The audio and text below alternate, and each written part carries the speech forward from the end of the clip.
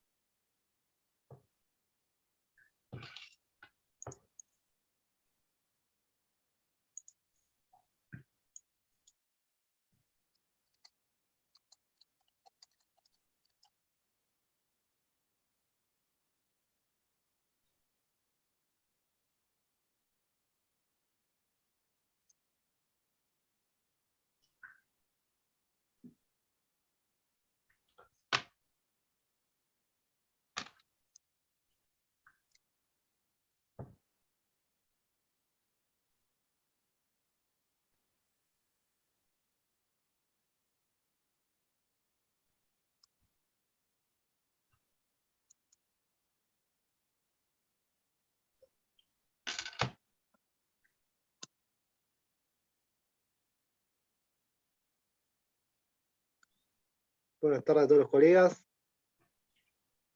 Estaba mirando.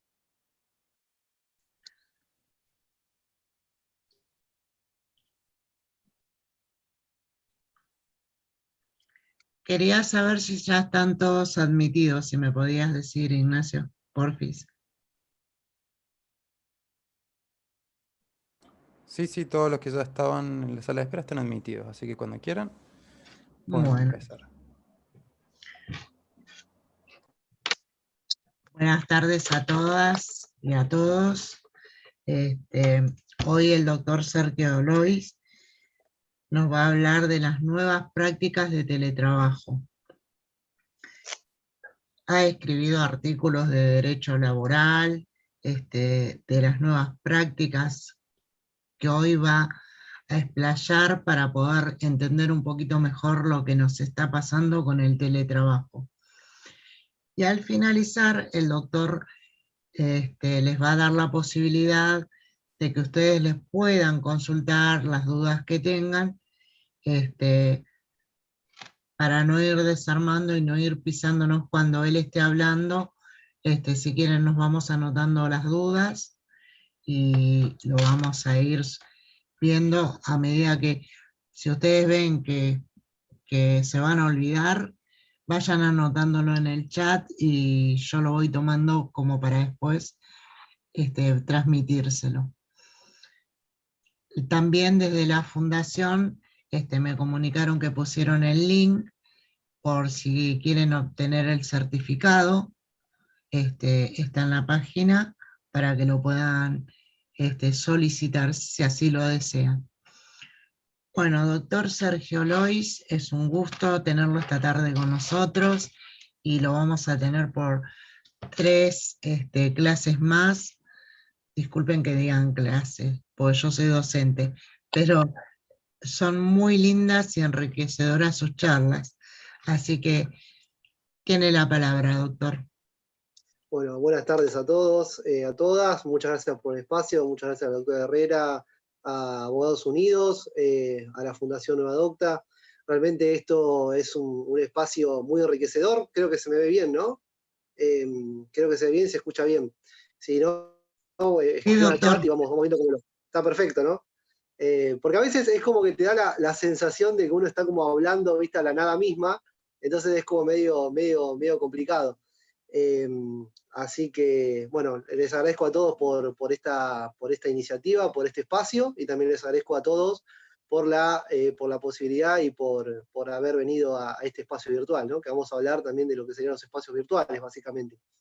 Entonces, con respecto al teletrabajo, yo he escrito una obra del año pasado, de noviembre de 2020, en esta situación absolutamente convulsionada, en esta situación atípica, propia, anormal, ¿no? Excepcional, propia de esta pandemia, que nos ha dejado sorprendidos a todos, porque fue un fenómeno de escala global, no solamente en nuestro país, sino un fenómeno de escala global, y este fenómeno impactó, ya sea positiva o negativamente, en diversas relaciones jurídicas, en referencia a distintas ramas del derecho, llámese, no sé, derecho civil, por ejemplo, con lo contractual, o, por ejemplo, en lo que sería el derecho laboral con las relaciones específicas laborales, que de alguna forma también entraron en crisis, en el sentido de que estamos asistiendo a un cambio paradigmático, ¿no?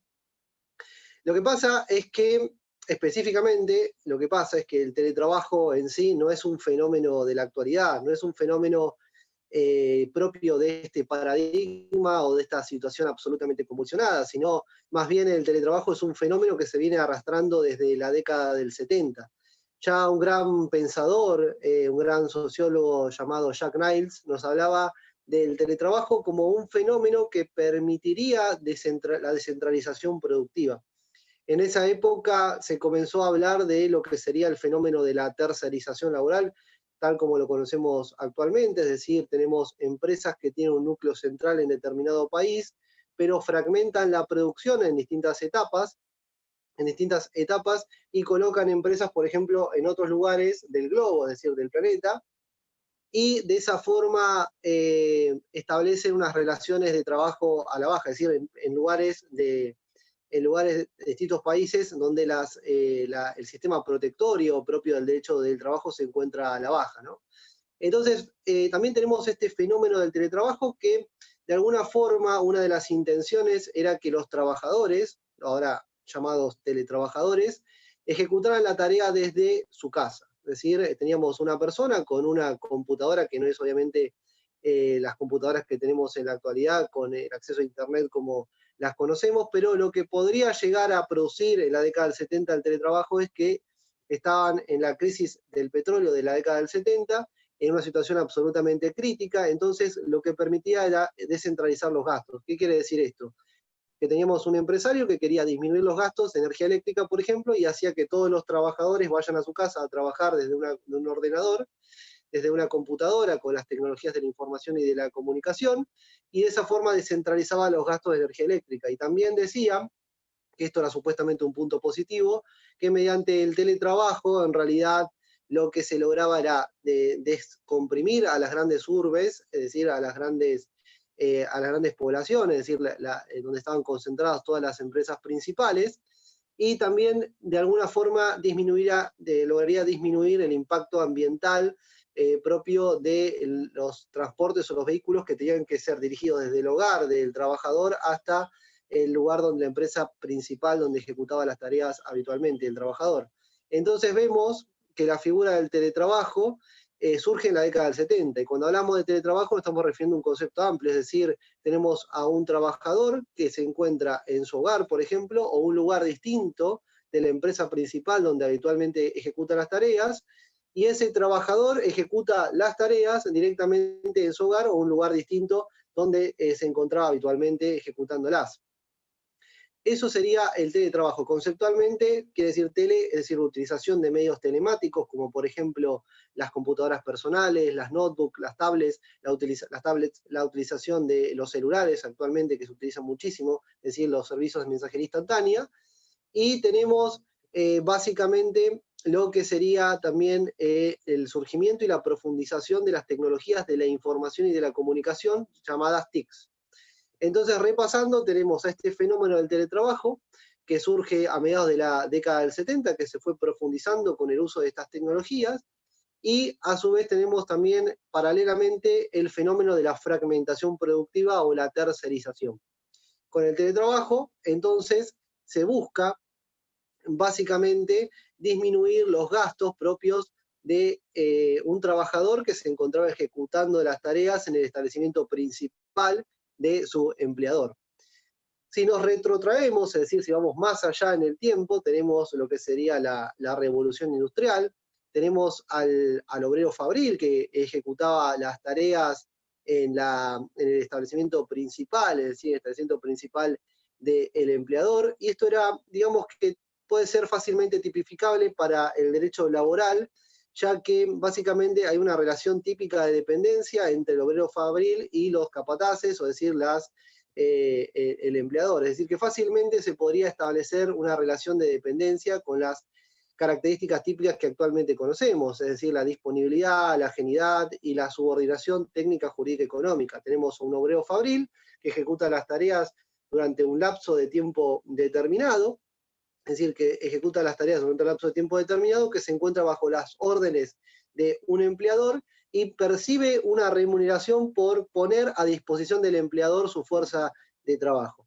Esto no generó ningún tipo de discusión y a raíz de ese obrero propio del fordismo y taylorismo, es decir, que las empresas fordistas, es decir, las empresas que se basan en esa producción en cadena propio del fordismo y después posteriormente del taylorismo, era fácilmente tipificar al trabajador y establecer una relación de dependencia entre el empleador y el trabajador. Ahora, lo que surgió después con el teletrabajo es una serie de discusión doctrinaria acerca de si estamos realmente ante una relación de dependencia. Y ahora ustedes se preguntarán por qué es importante determinar si estamos o no ante una relación de dependencia determinada. Porque la relación de dependencia, según doctrina especializada en materia laboral, en realidad la relación de dependencia es fundamental, básicamente es fundamental para determinar si se aplica el sistema tuitivo propio de la ley de contrato de trabajo, de la ley 20.744. Esa ley de contrato de trabajo, la ley 26.744, se basa obviamente en esta llave que tiene que ver con la relación de dependencia, con esas notas características que también vamos a ir viendo con posterioridad.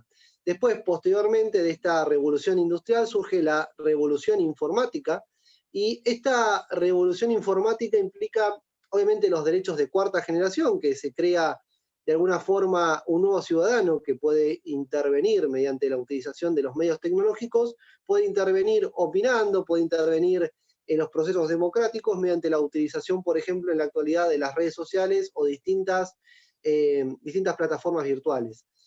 ¿Qué es lo que pasa con la revolución informática? En la revolución informática implica, obviamente, como dije anteriormente, una profundización de las tecnologías de la información y de la comunicación, y a su vez lo que sucede es que tenemos una duplicación o una dualidad. Tenemos una realidad material, que es la realidad que vivimos todos nosotros en la actualidad, en el presente, y después tenemos lo que sería una realidad virtual. Entonces tenemos una realidad material y una realidad virtual. La realidad virtual es la realidad construida a través de estos dispositivos tecnológicos y la creación de estas redes de ciudadanos, o esta construcción de redes sociales que nos permiten actuar no solamente en la realidad material, sino también en la realidad virtual o realidad informática mediante la utilización de estos elementos tecnológicos. Entonces existe un desdoblamiento de la realidad que muchos filósofos, que muchos doctrinarios comienzan a avisorar. Entonces, ¿qué es lo que pasa? Tenemos la figura del obrero fabril, típica del taylorismo y del fordismo y del taylorismo, y después surge lo que serían los teletrabajadores, que surgen en la década del 70, básicamente. Entonces, este teletrabajador ejecuta las tareas en un lugar distinto al establecimiento principal de los empleadores, básicamente, y utiliza estas tecnologías, ¿no? Estas tecnologías de la información y de la comunicación absolutamente necesarias, porque esto permite que el trabajador se encuentre a una distancia considerable del lugar de trabajo. Puede ser un trabajador que esté trabajando en un país, por ejemplo, de Centroamérica, y la empresa principal se encuentre, por ejemplo, en Estados Unidos. Esto se llama la transnacionalización propia del teletrabajo. Entonces, volviendo a la temática de cómo se puede llegar a tipificar esta figura, anteriormente teníamos al obrero fabril, que ejecutaba las tareas en un establecimiento principal, ejecutaba tareas, cumplía un horario, una jornada de trabajo específica, luego se retiraba y mensualmente cobraba, o por pieza producida, cobraba una remuneración determinada por prestar la fuerza de trabajo a favor de sus capataces o sus empleadores. Después, ahora supuestamente la figura esa entra en crisis, porque en realidad el teletrabajador no se encuentra en el establecimiento principal, sino que ejecuta las tareas, por ejemplo, desde su domicilio o un establecimiento determinado diferente al principal. Entonces, la única diferencia, bueno, la gran diferencia es la distancia entre el establecimiento principal y el domicilio del teletrabajador, por ejemplo. Ahora bien, la pregunta fundamental es, ¿estamos ante una verdadera relación de dependencia o qué es lo que pasa con el teletrabajador? Porque de alguna forma se diluye la figura del empleador, es decir, la figura propia del empleador que ejecuta, que se encuentra en un establecimiento principal y que de alguna forma da órdenes directa o indirectamente al teletrabajador. En realidad las órdenes que puede dar el empleador en la actualidad tienen que ver con la utilización, por ejemplo, de las plataformas de mensajería instantánea, como por ejemplo WhatsApp o Telegram, y entonces puede llegar a dar órdenes o a establecer prioridades a la hora de ejecutar las tareas que deberá realizar el teletrabajador a medida que avance el tiempo. Obviamente que también el teletrabajador, como vamos a ver, tiene una jornada de trabajo específica y tiene una serie de límites a esa jornada de trabajo, pero el único aditamento que podemos ver actualmente es lo que sería la distancia del teletrabajador en relación al establecimiento principal. Entonces, estamos ante una verdadera relación de dependencia con estas notas típicas que tienen que ver con la ajenidad, disponibilidad y subordinación. Si analizamos estas notas típicas de ajenidad, disponibilidad y subordinación, nos damos cuenta que el teletrabajador, a pesar de la distancia, se encuentra disponible en relación al empleador. Se encuentra disponible, pone a disposición del empleador su fuerza de trabajo, pero también su tiempo para ejecutar las tareas que están establecidas a mediano o largo plazo. Y después, lo que tiene que ver con la ajenidad. ¿Qué es lo que produce el teletrabajador? En realidad, lo que hace el teletrabajador es procesar determinada información que ingresa a su dispositivo tecnológico, llámese notebook, tablet o PC de escritorio. Después, esa información la procesa y después sale ahí un producto determinado que es esa información procesada que tiene que ver con la utilización y la ejecución de determinadas tareas que permiten el procesamiento de esa información. Cada teletrabajador puede implicar un nódulo determinado, que implica la fragmentación o la descentralización en la ejecución de cada una de las tareas que realiza el teletrabajador en su hogar, en su domicilio. Entonces, ¿qué es lo que hace? Hay ajenidad, porque en realidad el teletrabajador produce un producto ajeno a su propiedad, es decir, que el producto que produce, esa información procesada, no le pertenece al teletrabajador, sino que le pertenece al empleador. Y después tenemos las notas típicas de subordinación técnica, jurídica y económica. Si analizamos cada uno de esos elementos, podemos ver que el teletrabajador se encuentra subordinado técnica, jurídica y económicamente, básicamente porque tampoco tiene a su disposición lo que sería los elementos de trabajo, que también vamos a ver posteriormente cuando analicemos la ley 27.555, y a su vez está subordinado económicamente, está subordinado en una estructura disciplinaria. ¿Qué quiere decir esto? Que se encuentra el empleador que da órdenes, el teletrabajador las ejecuta, y si no las ejecuta puede existir ciertos apercibimientos o ciertas consecuencias ante la falta de ejecución de esas tareas, ¿no? Después luego tenemos la figura de la parasubordinación. La parasubordinación, entonces tenemos relación de dependencia típica, propia de la ley de contrato de trabajo, o trabajador autónomo, que en realidad se vale por sus propios medios y factura a su favor y pone a disposición obviamente su fuerza de trabajo, pero no a favor de alguien, sino a favor de sí mismo. Es un trabajador autónomo que factura, que puede ser, por ejemplo, monotributista o responsable inscripto, ¿no? Entonces, estamos ante esa figura del teletrabajador si está en relación de dependencia. Yo creo que sí, obviamente que si está en una relación de dependencia se va a aplicar lo que sería la ley 20.744 y todo el marco intuitivo que implica esa ley, porque partamos de la base que estamos ante la hiposuficiencia propia del derecho laboral, es decir, tenemos una parte que es mucho más fuerte y una parte que es mucho más débil. Eso es la hiposuficiencia propia del derecho del trabajo. Tenemos un empleador y tenemos a un teletrabajador que no, obviamente no tiene el mismo poder de negociación ni los mismos medios que el empleador. Entonces, ¿qué es lo que hace la ley? O sea, el legislador interviene estableciendo, teniendo en cuenta ese desequilibrio existente entre el empleador y el trabajador, y mediante la sanción de esta ley de contrato de trabajo trata de equilibrar la balanza teniendo en cuenta un valor fundamental que tiene que ver con la equidad y con la justicia.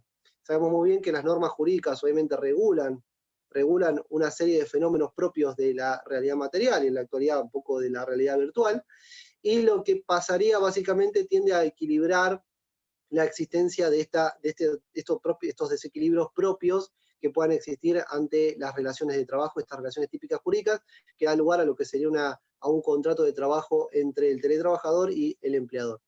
Yo creo que entonces estamos ante una relación típica de dependencia y no estamos tampoco ante un trabajador autónomo. Se comenzaba a discutir si estábamos realmente ante un trabajador autónomo, teniendo en cuenta que algunos teletrabajadores podrían llegar a realizar obviamente ciertas tareas, podrían facturar a favor del empleador, pero no estaríamos ante una figura típica laboral, sino que estaríamos ante fraude laboral, como vemos en muchas ocasiones que puede llegar a producirse el fraude laboral. Es decir, tenemos trabajadores que están básicamente en una relación de dependencia, pero se utiliza la figura, por ejemplo, del monotributo para esconder, en fraude a la ley, esconder esa típica relación de dependencia. No estamos ante un trabajador autónomo, porque de alguna forma el distanciamiento entre el empleador y el trabajador no implicaría que se rompa esa relación de trabajo y se rompa la figura de la relación de dependencia. El teletrabajador sigue en relación de dependencia con su empleador, solo que no lo ve todos los días como pasaba con el obrero fabril, propio del fordismo y taylorismo,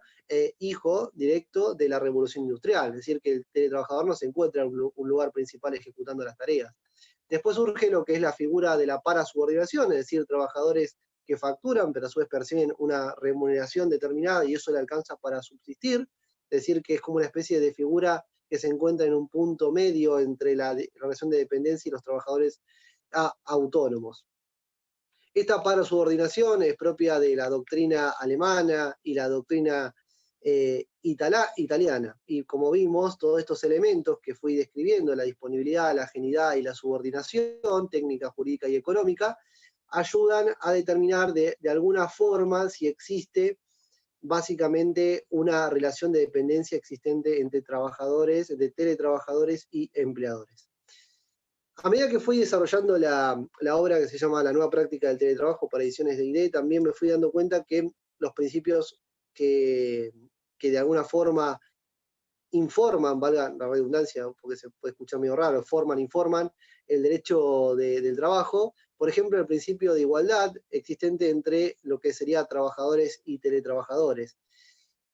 Cuando se sancionó el decreto de necesidad de urgencia que estableció el aislamiento social preventivo y obligatorio allá por marzo del año 2020, podíamos avisorar que tanto los trabajadores, todos los trabajadores, en ese caso, bueno, del sector privado, debían percibir las remuneraciones íntegras y en ese caso también el Estado iba a ayudar, respetando el principio de la integridad propia de las remuneraciones. El Estado iba, de alguna forma, iba a empezar a ayudar a que todas las remuneraciones sean pagadas en tiempo y forma, y a su vez comenzaba a visorarse esta figura del teletrabajador, es decir, aquellos trabajadores que debían ejecutar sus tareas mediante la utilización de las tecnologías de información y de la comunicación en un lugar distinto, por ejemplo, su domicilio, al establecimiento principal.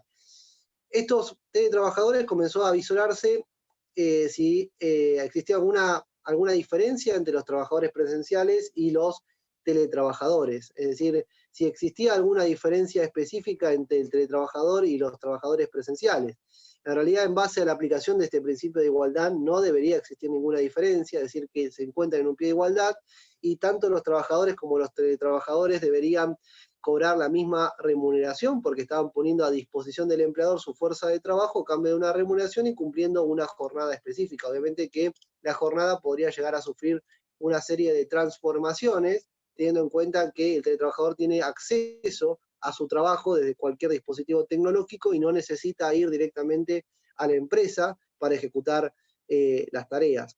Esto puede generar en la conciencia del teletrabajador que no se encuentra, por ejemplo, en un pie de igualdad en relación a los trabajadores presenciales, porque el teletrabajador no tiene una relación estrecha con sus superiores jerárquicos, no tiene una relación estrecha directa con su empleador, sino que, por ejemplo, puede enviarle algunos mensajes por medio de WhatsApp o Telegram, o puede mandarle determinados correos electrónicos utilizando el correo oficial propio de su trabajo, pero sí no tiene una relación directa con su empleador, teniendo en cuenta también el aislamiento social y preventivo obligatorio, que ha limitado también la circulación de personas en los espacios urbanos. Es decir, que las personas deben encontrarse aisladas realizando la cuarentena debido a la circulación de COVID-19, pero también puede generarse una sensación de aislamiento, es decir, que el teletrabajador, ejecutar su tarea en domicilio, no puede relacionarse directamente y personalmente con sus compañeros de trabajo y no sabe con exactitud cuál es el ambiente de trabajo y qué es lo que está pasando.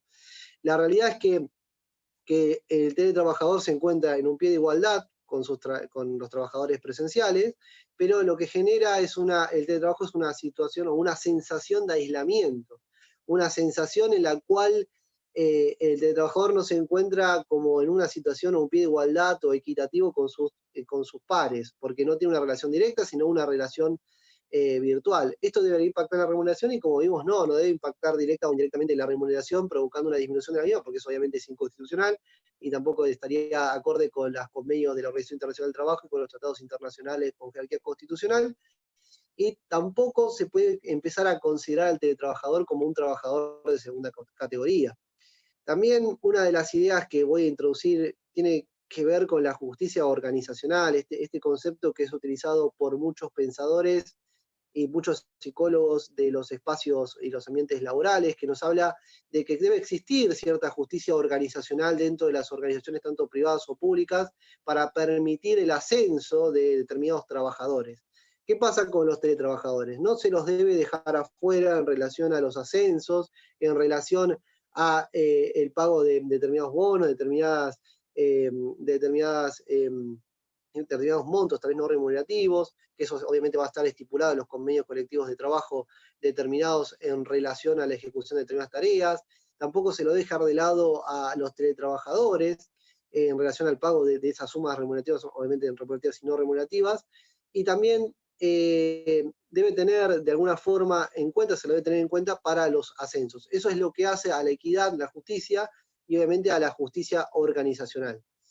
Por otra parte, es importante establecer que con el teletrabajo puede llegar a diluirse lo que sería la figura propia del empleador. Es decir, tenemos un empleador que no le vemos la cara, es decir, un empleador que obviamente lo podemos ver por Zoom o por algún tipo de plataforma virtual, realizando una reunión virtual con los superiores jerárquicos o con los empleadores, pero no tenemos una relación directa con el empleador, ni tampoco el teletrabajador tiene una relación directa con sus pares o sus compañeros, lo que vamos a ver también diluye la organización sindical.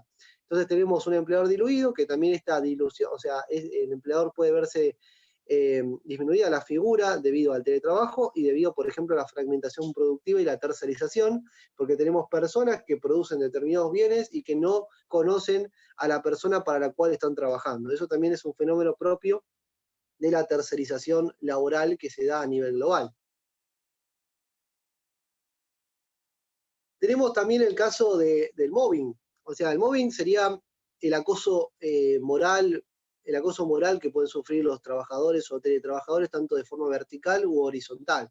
Vertical, el mobbing quiere decir que tenemos a superiores jerárquicos o a empleadores que ejercen este acoso moral para conseguir determinados objetivos que tienen que ver con desmoralizar a los trabajadores o a los teletrabajadores y llevándolos de a poquito hacia lo que sería la renuncia, por ejemplo. Sabemos que la renuncia después no genera derecho a nada, sino básicamente que hay que comenzar, el abogado laboralista sabe los mecanismos que tiene, como por ejemplo las intimaciones mediante el intercambio telegráfico. Pero de a poquito, tanto los superiores jerárquicos como el empleador pueden llevar a los teletrabajadores, o tanto los trabajadores presenciales como los teletrabajadores, arrinconándolos mediante el acoso moral, que puede manifestarse mediante una serie de acciones u omisiones subrepticias que se actúan en la sombra, básicamente para diezmar moralmente al teletrabajador o al trabajador presencial y ir llevándolo directamente hacia la renuncia, por ejemplo, provocando una ruptura, y esto puede traer una serie de consecuencias graves a nivel psicofísico. Este hostigamiento lo pueden sufrir tanto los trabajadores presenciales de manera vertical u horizontal. El horizontal en realidad es el acoso moral que realizan los pares o los compañeros de trabajo en contra de un determinado objetivo, que es una persona, por ejemplo, que ejecuta determinadas tareas a horario o es buena en su trabajo, básicamente, y se la tienen directamente como un enemigo para la organización tanto pública o privada. Y el teletrabajador también puede llegar a sufrir el mobbing. Ahora bien, si me preguntan cómo puede llegar a sufrir mobbing, en realidad el teletrabajador, como no se encuentra en un espacio determinado y no comparte un espacio directo indirectamente con sus compañeros, sino que comparte un espacio virtual, entonces el teletrabajador puede llegar a sufrir el mobbing, tanto vertical como horizontal, de manera virtual, es decir, un hostigamiento constante al teletrabajador mediante mensajes fuera de horario, mensajes en los cuales se falta el respeto entre los compañeros, ante el superior jerárquico y el trabajador o teletrabajador. En realidad tenemos todas esas variables que pueden llegar a suscitarse en las relaciones de trabajo. Es decir, que esto es muy común, no es algo anormal, sino que puede llegar a suscitarse en cualquier ámbito, tanto público como privado. En relación al teletrabajo, ya dimos el marco normativo, es decir, la problemática típica de cómo se puede llegar a, de alguna forma, encuadrar jurídicamente al teletrabajador, si estamos realmente ante una relación jurídica de dependencia propia de la ley 20.744, o si estamos ante un trabajador autónomo, o estamos ante la parasubordinación. Vimos que las notas características propias de la relación de dependencia se dan, agilidad, disponibilidad, subordinación técnica, jurídica y económica, entonces se puede aplicar el sistema protectorio tuitivo propio de la ley 20.744, y con respecto al marco normativo también tenemos que hacer historia, porque antes de la ley 27.555 teníamos lo que sería el trabajador a distancia, que estaba encuadrado jurídicamente en la ley 12.713, es decir, la ley de trabajo a distancia del año 1918. Es decir, que el trabajador a distancia era un trabajador que, obviamente que en el año 1918 no tenemos la tecnología que tenemos ahora, ¿no? En el año 1918 tenemos un trabajador textil, tenemos un trabajador que, por ejemplo, trabajaba en un taller determinado, un trabajador textil, que venía un empleador, le dejaba los elementos de trabajo, las herramientas necesarias, y este trabajador textil trabajaba de su hogar y trabajaba a destajo, es decir, por pieza producida o, por ejemplo, por determinada prenda de ropa. Entregaba el producido al empleador y estábamos ante un trabajador a distancia. Es decir, que no era teletrabajo porque no se introducía una nota típica, que era la distancia, y obviamente la introducción de los dispositivos tecnológicos. Entonces, no estábamos ante teletrabajo propiamente dicho. Teníamos básicamente entonces el trabajador a distancia, que estaba regulado por la ley 12.713 en el 1918 y por el convenio 177 de la Organización Internacional del Trabajo y la recomendación 84 de la Organización Internacional del Trabajo. No teníamos una norma específica que regulara lo que es el fenómeno del teletrabajo, que se fue en realidad profundizando en nuestro país en la década de mediados de la década del 90, con el acceso a internet telefónico, el antiguo modem telefónico, y con básicamente con la posibilidad que tenían distintas empresas, generalmente empresas transnacionales, grandes empresas, de acceder a distintos dispositivos tecnológicos y permitir que los trabajadores ejecutaran las tareas directamente en su hogar. Esto a mediados de la década del 70. Comenzó a visorarse este fenómeno, pero no teníamos un marco normativo determinado. Volviendo al trabajador a distancia, era un trabajador que se encontraba en una situación laboral absolutamente precaria, una situación caracterizada básicamente porque trabajaba a destajo, por pieza producida, y no tenía, ¿y esto qué implica? Que no tenía una jornada de trabajo limitada, es decir, que podía trabajar desde la 1 de la mañana hasta las 10 de la mañana del otro día, e igualmente no le pagaban por la cantidad de horas trabajadas, sino por lo producido. No se respetaba la ley de jornada de trabajo específicamente, y esto se comenzó a avisar por la autoridad de aplicación, básicamente por el Ministerio Público, que en base a su poder policial, en base a la intervención estatal, comenzó a intervenir en este fenómeno y se dio cuenta, obviamente, que este fenómeno era absolutamente precario, los trabajadores a distancia se encontraban absolutamente en una situación realmente inhumana, en lugares absolutamente hacinados, en lugares diferentes del establecimiento principal, o directamente en sus hogares, no tenían el espacio suficiente para ejecutar las tareas, y a su vez también le pagaban por pieza producida. Luego, como vemos, obviamente con el surgimiento de la revolución industrial, el desarrollo del obrero fabril, la revolución del fordismo, del taylorismo, después vino, como vimos anteriormente, lo que sería la revolución informática, se introdujeron estos elementos informáticos, se profundizó en lo que sería esta dualidad, la realidad material, la realidad virtual, a su vez se comenzó a visorar este fenómeno del teletrabajo mediante la profundización de las tecnologías de información y de la comunicación.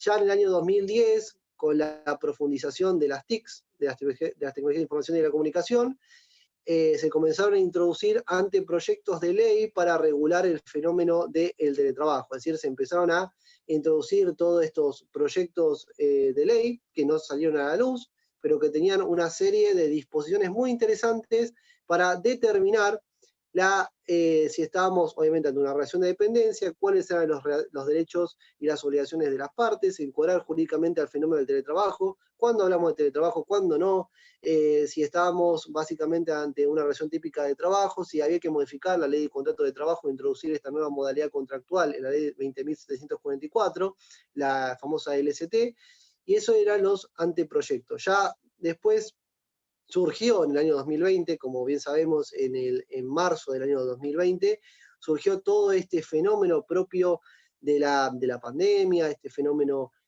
propio de la circulación comunitaria del COVID-19. En diciembre del año 2019 teníamos una ley marco de emergencia, una emergencia sanitaria, política, económica y social. Esta ley marco, obviamente emitida por el poder legislativo, dio el primer paso para sancionar los posteriores decretos de necesidad y urgencia que comenzaron a regular todo este fenómeno, porque se requería de una respuesta ágil ante estas circunstancias excepcionales por parte del Poder Ejecutivo, y había que tomar una serie de medidas que tenían que ver, obviamente, con el aislamiento social preventivo obligatorio, el famoso ASPO, que luego se convirtió en el distanciamiento social preventivo y obligatorio, el DISPO, el famoso DISPO. Y bueno, tenemos todo ese marco de la ley de emergencia, todos los decretos de necesidad de urgencia que fueron extendiendo el ASPO y el DISPO, y también se comenzó a visorar todo este fenómeno del teletrabajo. Antes de la ley, que la sanción de la ley 27.555, había ciertas resoluciones del Ministerio de Trabajo que comenzaban a ver superficialmente este fenómeno en el año 2010, que nos hablaba básicamente que el teletrabajador tenía que tener ciertos elementos de seguridad, como por ejemplo un botiquín, debía tener la disponibilidad de una silla ergonómica, debía tener disponibilidad de una computadora con conexión a internet, y que el empleador debía hacerse cargo de estas cuestiones y también debería intervenir para establecer si todas las condiciones laborales de seguridad e higiene se estaban cumpliendo en el hogar o en el domicilio del teletrabajador. Eso en el año 2010, ¿no? Y luego con la sanción de la ley 27.555 ya llegamos al objetivo, que la ley 27.555 es realmente la ley que regula específicamente este fenómeno de teletrabajo, que se dio en un marco de emergencia excepcional o anormal. En ese caso, podemos ver que algunos doctrinarios comentaban que en realidad no es necesario, no sé si necesario, sino no es conveniente establecer, consagrar legislativamente un fenómeno en un marco excepcional. No sé si era lo más conveniente. Para mí, cualquier regulación normativa es beneficiosa, porque cualquier regulación normativa establece una serie de parámetros y que genera seguridad jurídica, un fenómeno que no estaba regulado todavía. Había algunas resoluciones, como vimos en el Ministerio de Trabajo, que se relacionaban directamente con la seguridad y higiene o los riesgos del trabajo. La autoridad de aplicación también no intervino tanto, la Superintendencia de Riesgos del Trabajo en relación a los accidentes y enfermedades de trabajo tampoco intervino mucho. Pero la ley 27.555 dio lugar a una gran discusión entre distintos sectores, es decir, sindicales, sectores de la sociedad civil, organizaciones no gubernamentales, obviamente los legisladores también intervinieron, y se dio sanción a esta ley 27.555, que establece obviamente derechos y obligaciones para las partes, y genera cierta seguridad, obviamente seguridad jurídica, al establecer y conceptualizar lo que es el teletrabajo. En realidad, conceptualmente, el teletrabajo es un concepto absolutamente amplio que implica dos elementos fundamentales: el distanciamiento de los trabajadores del establecimiento principal y la utilización de las tecnologías de información y de la comunicación que surgen y se profundizan gracias a lo que sería la revolución informática. Ahora bien, en relación a los derechos del teletrabajador que están especificados en la ley 27.555, tenemos lo que es la voluntariedad, es decir, que ningún trabajador presencial puede ser obligado a ejecutar las tareas en el lugar principal o sea, las tareas en su hogar, es decir, en un lugar distinto al establecimiento principal, sino que es necesario la realización de un contrato. Es decir, un contrato entre el empleador y el teletrabajador, estipulando las condiciones laborales, y esto también va a estar sujeto a las convenciones, va a estar sujeto a las convenciones laborales específicas, ¿no? A los convenios colectivos de trabajo. También esto es la voluntariedad, es decir, que se debe otorgar el consentimiento. El trabajador presencial debe otorgar el consentimiento para llegar a esta figura contractual. Esta figura contractual fue introducida mediante la ley 27.555 en el artículo 102 bis de la LCT. Se introdujo mediante la ley 27.555, se introdujo el artículo 102 bis, que ahora forma parte de la ley de contrato de trabajo, la ley 20.744, y establece cuáles son los lineamientos específicos del teletrabajo, ¿no? O sea, establece, ya forma parte de una modalidad contractual, no es un fenómeno que no está regulado, sino que es un fenómeno que forma parte de la ley de contrato de trabajo. Y al formar parte de la ley de contrato de trabajo, entonces estamos hablando que el teletrabajador va a estar regulado sus derechos y sus obligaciones, y va a regularse el teletrabajo del sector privado de la economía, no del sector público. Esto es una duda que muchas veces muchos colegas me estaban comentando, si esto va a afectar o no al sector público. Si se introduce directamente a la ley de contrato de trabajo, obviamente sabemos que la ley de contrato de trabajo, la ley 20.744, y ahora el artículo 102 bis, que forma parte de ese cuerpo normativo de la LST, sabemos muy bien que se aplica al sector privado de la economía y una serie de exclusiones, como por ejemplo los peones agrarios o el personal auxiliar de las casas particulares o los obreros de la construcción, es decir, que tienen sus estatutos profesionales específicos que regulan la ejecución de sus tareas y los derechos y obligaciones, teniendo en cuenta las particularidades propias de cada una de esas relaciones de trabajo. Entonces, el teletrabajo se va a aplicar al sector privado de la economía en grandes rasgos y no al sector público. Me fui por las ramas, pero en realidad, bueno, es importante aclarar esto. Con respecto también a los derechos del teletrabajador, tenemos el derecho a la desconexión digital, que es un derecho que ha sido ampliamente discutido, básicamente, pero en sí es una limitación a la jornada laboral. ¿Por qué es ampliamente discutido? Porque ya tenemos una ley de jornada de trabajo. No es necesario consagrar nuevamente la ley 27.555 de teletrabajo, no es necesario consagrar nuevamente un derecho que ya se encuentra consagrado por la ley de jornada de trabajo. Entonces estamos como una especie de redundancia legislativa. Si ya tenemos un derecho consagrado, no es necesario establecer y redundar sobre las mismas cuestiones. Sin embargo, es importante aclarar que el derecho a la desconexión limita al empleador la potestad que tiene de dar órdenes y dar trabajo. Es decir, que se cumple determinado horario y el empleador ya no puede comunicarse directamente mediante, por ejemplo, correos electrónicos o mensajes de mensajería instantánea como WhatsApp o Telegram. Es decir, que el empleador debe limitarse solamente a la jornada de trabajo para establecer una comunicación fluida con el teletrabajador. Porque el teletrabajo genera un fenómeno interesante en el cual el teletrabajador puede ejecutar las tareas en cualquier momento desde su casa, por ejemplo en un café de la vuelta de la casa o cuando está comiendo con su familia, y esto puede llegar a generar una serie de crisis en las relaciones específicas, en las relaciones intrafamiliares, y en realidad se comenzaba a hablar también que el teletrabajo sería muy beneficioso para el teletrabajador y su familia porque éste estaría más en casa y no tanto ejecutando las tareas en la empresa principal.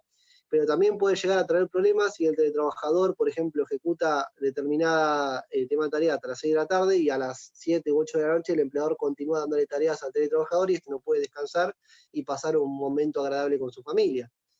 Por lo tanto, se generó este derecho a la desconexión. El trabajador tiene derecho a desconectarse de los dispositivos tecnológicos, de esta tecnología de información y de la comunicación, tiene derecho a pasar tiempo con su familia, y ya sabemos que este derecho a la desconexión digital ya fue consagrado en Francia en el año 2016 porque se veía que todas las personas tenían como una serie de una adicción sin sustancia a la tecnología. ¿Qué quiere decir esto? Es una adicción a la tecnología, es un apego constante a los dispositivos electrónicos, que esto puede llegar a afectar psicofísicamente a los teletrabajadores y obviamente también a los trabajadores presenciales.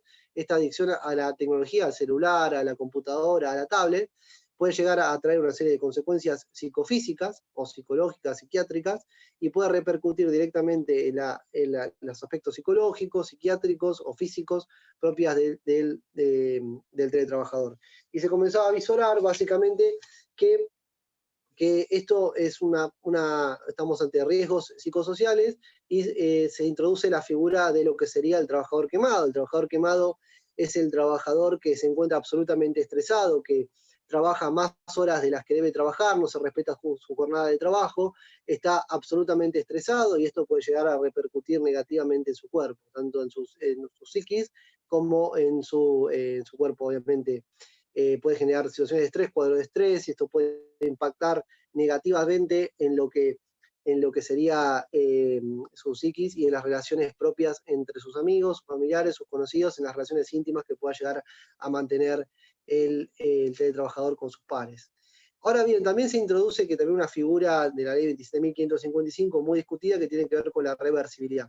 Quiere decir, el trabajador presencial pasa mediante su consentimiento, porque el teletrabajo es voluntario, como vimos, pasa de ser trabajador presencial a ser un trabajador, básicamente un teletrabajador, y cuando ve que la situación no le conviene tanto, o ve que no puede ejecutar las tareas en su hogar, o no le alcanza el tiempo, o esto afecta sus relaciones con su familia, con sus amigos, o se siente muy solo, o se siente aislado de sus compañeros de trabajo, siente que no lo tratan de la misma forma, puede producirse la reversibilidad. La reversibilidad implica básicamente que el teletrabajador, que anteriormente era presencial, vuelve de nuevo a ser presencial debido a las circunstancias. Las circunstancias estas negativas que fuimos viendo, es decir, que no se sentía cómodo con el teletrabajo, entonces vuelve a ser trabajador presencial. Con el decreto reglamentario 27 del año 2021 se estableció que el empleador, una vez que el teletrabajador dice que quiere volver a ser trabajador presencial, tiene un plazo de 30 días para otorgar nuevamente tareas, es decir, que esto se relaciona íntimamente con la obligación del empleador de otorgar tareas a sus trabajadores presenciales o teletrabajadores, para que estos trabajadores puedan ejecutar las tareas tranquilamente en un lapso de tiempo, y en el supuesto caso que no le otorgue tareas, obviamente se pueden girar las correspondientes intimaciones hacia el empleador para que le otorgue tareas.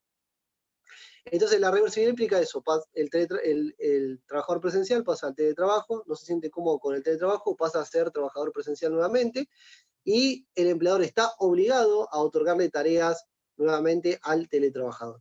Con respecto a lo que serían los cuidados personales, es decir, los cuidados para adultos mayores que tienen problemas de salud, o los menores, o los niños o adolescentes menores de 13 años, también hay que tener en cuenta que esto fue contemplado por la ley 27.555, fue profundizado por el decreto 27 del año 2021, que profundiza y reglamenta básicamente la ley de teletrabajo, profundiza algunos aspectos, y establece obviamente que el teletrabajo debe flexibilizarse y debe adaptarse a los cuidados personales, teniendo en cuenta que muchas de las tareas en los cuidados personales son realizadas por mujeres y tiene una perspectiva de género también esta cuestión de los cuidados personales. Ten en cuenta que bueno, los cuidados personales implican tareas no reproductivas porque no producen ganancia alguna, pero son absolutamente necesarias para la familia en cuestión, ¿no? Y con respecto a las cuestiones sindicales, ya consagradas en la ley 27.555, establece obviamente que los teletrabajadores pueden organizarse sindicalmente, pero esto genera un problema porque los teletrabajadores se encuentran separados, es decir, que no tienen una relación directa con sus compañeros en la realidad material, sino que tienen una relación en la realidad virtual, y esto implica que los sindicatos comiencen a tener menor peso, es decir, menor poder de choque o de presión ante los empleadores, ya que tengamos en cuenta que los sindicatos funcionan mediante el espíritu de cuerpo, el espíritu de corps, como decían los franceses, es decir, el espíritu de cuerpo, es decir, que cada una de las personas individuales se pueden organizar en una unidad, y esto genera una fuerza necesaria para generar contrabalancear, digamos, el poder que tienen los empleadores, teniendo en cuenta la posuficiencia propia de las relaciones de trabajo. Entonces, se puede visorar, y esto fue muy discutido también por los sindicatos, que el teletrabajo puede generar una pérdida de poder de choque o de presión propio de los sindicatos, pero eso no quiere decir que los teletrabajadores no puedan organizarse sindicalmente, esto tampoco quiere decir que los sindicatos no vayan a negociar los convenios colectivos de trabajo directamente con los empleadores, estableciendo los lineamientos propios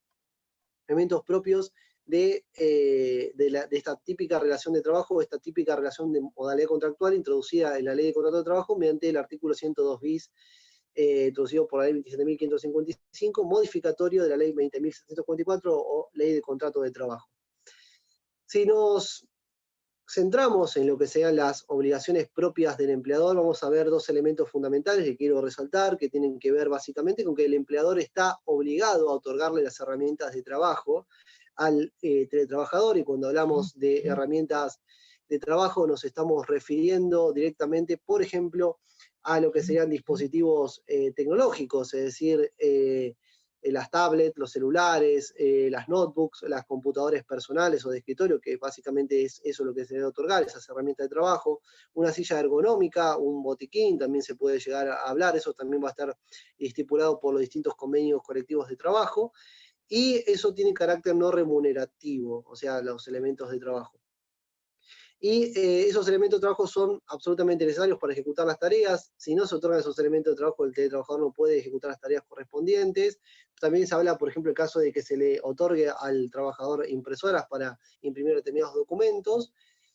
Y también en el caso de que, por ejemplo, surjan algún tipo de problema específico en relación al uso de estos dispositivos tecnológicos, también surge la posibilidad que tengan el teletrabajador de decirle al empleador directamente que proceda a la reparación de los mismos, y esto no va a generar ningún tipo de consecuencias, porque obviamente que el uso de estos dispositivos tecnológicos, el uso normal, puede generar que estos dispositivos dejen de funcionar paulatinamente, y entonces el empleador debe hacerse cargo también, si establecemos una interpretación amplia de la norma, el empleador va a tener que hacer cargo de resolver todo este tipo de cuestiones que pueden desarrollarse a medida que se ejecuten las tareas desde el domicilio del teletrabajador. Con respecto a los gastos, también los gastos tienen carácter no remunerativo, es decir, los gastos que pueden generarse mediante la ejecución de las tareas, como por ejemplo gastos de energía eléctrica o acceso a Internet. También se habla que el empleador deberá hacerse cargo de los gastos que se generen por energía eléctrica mismos y el acceso a Internet. Si es una red personal local, a veces no son muy buenas esas redes, entonces el empleador también deberá hacerse cargo de esto. Conozco un caso en el cual, obviamente que todavía no se está aplicando la ley 17.555, pero conozco un caso en el cual la empresa se hizo cargo de la conectividad del trabajador porque no podía ejecutar tareas desde su hogar, ¿no? Con respecto a los riesgos del trabajo, que también fue profundizado por el decreto reglamentario 27 del 2021, en realidad se le tira la pelota directamente a la autoridad de aplicación, que es la Superintendencia de Riesgos del Trabajo, y como bien sabemos, dentro de este sistema propio de riesgos del trabajo, estamos ante accidentes o enfermedades profesionales listadas o no listadas. Todavía, bueno, básicamente falta profundizar esa cuestión, establecer, esto también lo va a ir profundizando obviamente la jurisprudencia, la doctrina, las distintas disposiciones legislativas y resoluciones que puedan llegar a darse, porque la Superintendencia de Riesgo del Trabajo tenemos resoluciones diariamente y esto se va a ir regulando a medida que pasa el tiempo, y comienza a discutirse cuando estamos ante, por ejemplo, un accidente de trabajo o una enfermedad profesional. Con respecto a los accidentes de trabajo, tengo la idea que esto va a generar mucha discusión, porque muchos accidentes que pueden producirse, por ejemplo, fuera del establecimiento principal, la superintendencia puede empezar a discutir estas cuestiones, perdón, no la superintendencia, sino las aseguradoras de riesgo del trabajo, van a comenzar a discutir este tipo de cuestiones y lo van a comenzar a encuadrar en accidentes domésticos, si no se van a hacer cargo de las consecuencias propias de estos accidentes o enfermedades profesionales. Con respecto a las enfermedades profesionales, tenemos como vimos anteriormente, tenemos ciertas consecuencias psicofísicas. El uso constante de los elementos tecnológicos generan lo que sería el trabajador quemado o el burnout, es decir, como lo dice la Organización Mundial de la Salud, que consagró al trabajador quemado desde mayo del año 2019 como una enfermedad, y una enfermedad propia de los ámbitos de trabajo, es decir, un trabajador absolutamente estresado, que no puede ejecutar las tareas normalmente y esto puede llegar a impactar en su salud, por ejemplo, cardiovascular, o puede llegar a provocar, en los casos extremos, algún accidente cerebrovascular o directamente afectar a lo que sería el funcionamiento integral de lo que sería el sistema sanguíneo, es decir, puede generar hipertensión, puede generarse problemas cardiovasculares, puede generarse problemas psicológicos, el aislamiento propio del teletrabajo puede llegar a producir este tipo de consecuencias, y esto también está por verse y determinarse si estamos ante lo que sería una típica enfermedad profesional listada o no listada. Pero la realidad es que estamos ante un fenómeno que se va a ir desarrollando paulatinamente, la doctrina lo va a ir desarrollando obviamente, también se va a ir desarrollando a nivel jurisprudencial, también eso es importante resaltar que todavía falta bastante desarrollo a pesar de que no es un fenómeno nuevo. Por otra parte tenemos lo que sería la transnacionalización del teletrabajo. ¿Qué implica esto? La ley 27.545 también establece básicamente que este fenómeno del teletrabajo permite básicamente la transnacionalización. ¿Qué quiere decir esto? Que tenemos a una empresa principal, que obviamente desde la cual se dirigen las principales directivas para ejecutar las tareas en determinados horarios, para obviamente cumplir con esas, con esas tareas, y después tenemos básicamente que el teletrabajo debido a la distancia puede ser ejecutado en un lugar distinto al establecimiento principal, y esa distancia implica que el teletrabajador pueda encontrarse en un lugar diferente al establecimiento principal, y ese teletrabajador se encuentra, por ejemplo, en otro país. En otro país que puede ser, por ejemplo, puede ser que el sistema tuitivo o el sistema se encuentra a la baja, es decir, que no es un sistema parecido al que se encuentra en el establecimiento principal. Entonces tenemos una empresa que se encuentra en un país y un teletrabajador que se encuentra en otro país, y en ese caso, ¿cómo se resuelve esto? La ley establece, como vimos en el derecho internacional privado, también como fuimos viendo, por ejemplo, cuando estudiábamos la carrera, hay distintos puntos de conexión que tenemos que tener en cuenta para dilucidar esta problemática. Con respecto a la ley aplicable, obviamente se aplicará la ley más beneficiosa al teletrabajador, según la ley 27.555, ¿Y cuál es la ley que se aplicará? La ley del establecimiento principal, si es más beneficiosa, o la ley donde se encuentra el teletrabajador, si esta ley resulta más beneficiosa. Ahora bien, ya estamos llegando al final, y en el final quería hablar sobre el decreto reglamentario 2721, del año 21, que establece la profundización del derecho a la desconexión. Dice básicamente que se debe respetar los límites a la jornada de trabajo, es decir, se debe respetar obviamente el derecho a la desconexión, y establece una excepción, que es la excepción del artículo 203 de la Ley de Contrato de Trabajo, que establece que por cuestiones de fuerza mayor o por cuestiones básicamente de crisis, ya sea económica, financiera, básicamente el trabajador puede no cumplir con ese derecho a la desconexión por razones, como vimos, de fuerza mayor, y el empleador puede otorgarle tareas. Esa es la excepción principal. Con respecto al derecho a la reversibilidad, dice básicamente que en realidad el empleador se consagra en la ley 27.555, se consagra el derecho a la reversibilidad, pero después establece que, mediante el decreto reglamentario 27 del año 2021, establece básicamente que el empleador tiene un lapso de 30 días para otorgarle tareas nuevamente al teletrabajador, básicamente. Tiene ese lapso de tiempo límite para volver a otorgarle tareas al teletrabajador.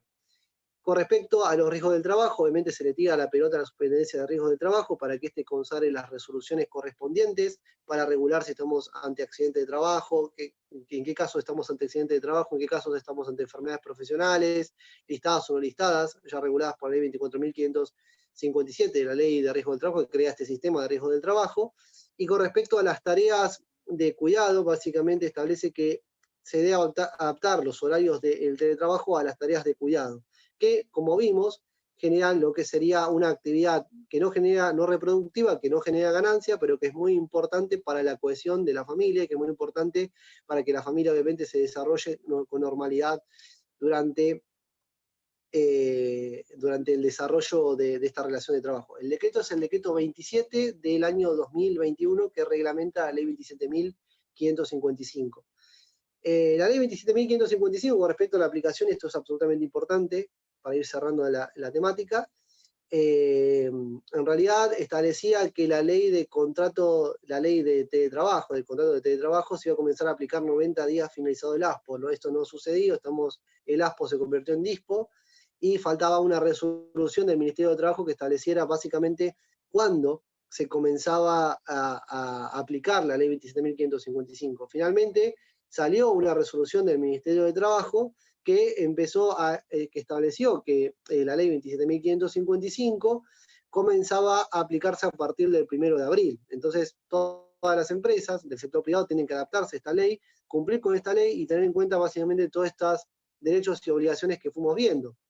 Con respecto a los elementos de trabajo, por ejemplo, las empresas deben otorgar a los teletrabajadores los elementos de trabajo necesarios para ejecutar sus tareas, y a su vez también los empleadores deberán hacerse cargo, obviamente, de los gastos provocados por la ejecución de estas tareas en el hogar o en un lugar distinto al establecimiento principal, es decir, deberán hacerse cargo de los gastos de energía eléctrica y de mayor conectividad e internet. Y estos gastos son considerados no remunerativos. Ahora bien, ¿cómo se aplican estos gastos? Todavía faltan ciertos convenios colectivos de trabajo que contemplen cómo se va a aplicar estos gastos, y pueden ser proporcionales a la remuneración percibida, porque son difícilmente cuantificables, ¿no?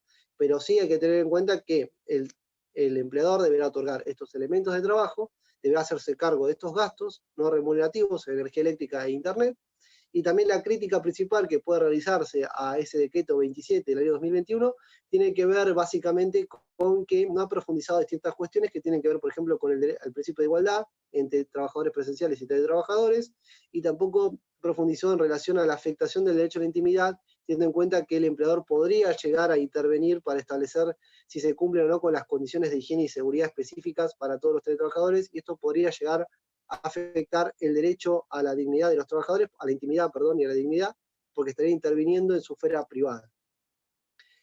Y tenemos situaciones de fuerza mayor, obviamente que por una cuestión lógica y básica, si el teletrabajador no tiene acceso a internet o no tiene acceso a energía eléctrica, en ese momento no podrá ejecutar las tareas, y si el acceso a internet es defectuoso, y si por ejemplo, los dispositivos electrónicos no son los adecuados, obviamente el empleador también deberá hacerse cargo y contribuir a que el teletrabajador pueda ejecutar con normalidad sus tareas. Así que bueno, ya llegamos al final de la charla. No sé si está alguien por ahí, si está la doctora Herrera. Ya hemos llegado al final. Bueno, doctor Royce, le agradecemos mucho su participación a Novadota, a Abogados Unidos, que la verdad se explayó, nos quedó muy claro. No sé si alguno tiene alguna consulta, quiere preguntar algo, lo puede hacer ahora. Ahí había Bueno. una pregunta con respecto al decreto reglamentario. Bueno, el decreto reglamentario es el 27, ¿no? Ese es el que había mencionado. Así que bueno, si no hay ningún tipo de pregunta, no hay problema. Cualquier cosa, mi correo electrónico es sergiolois1407@gmail.com. Me pueden mandar ahí un correo electrónico si quieren hacer algún tipo de pregunta y no hay ningún tipo de problema.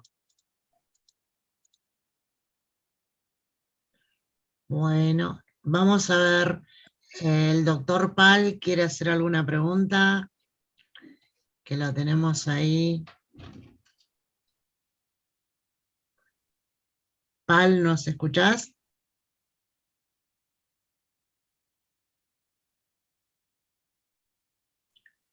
Quedó en Estaba por ahí, me silencio. parece. Quedó en silencio. Sí, está el doctor Pal hace.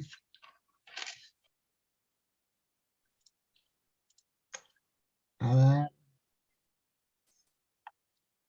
Está sin micrófono el doctor Pal. Ah,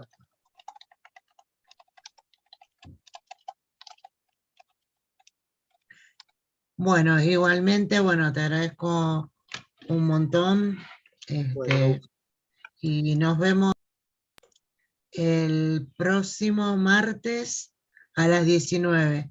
Vamos a perfecto. tratar de ver con el horario de familia, porque hay muchos que pidieron disculpas y se tuvieron que retirar por Sí, no hay el problema. tema de que tenían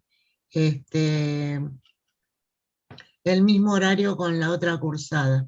Vamos a ver si nos podemos acomodar para la próxima, Perfecto. porque me mandaron mensajitos de que si no lo podíamos hacer antes o conectarnos. Vamos a ver cómo lo podemos solucionar. Vamos a hablar con la gente de Novadota y bueno, pero en principio sería el mismo horario para Perfecto. la próxima semana. Nos Le vemos agradezco la un próxima semana. montón. No, Muchas gracias a todos gracias, ustedes. doctor Sergio. Bueno, muchas gracias a todos y buenas noches. Nos vemos en la próxima. Chao, hasta luego. Chao.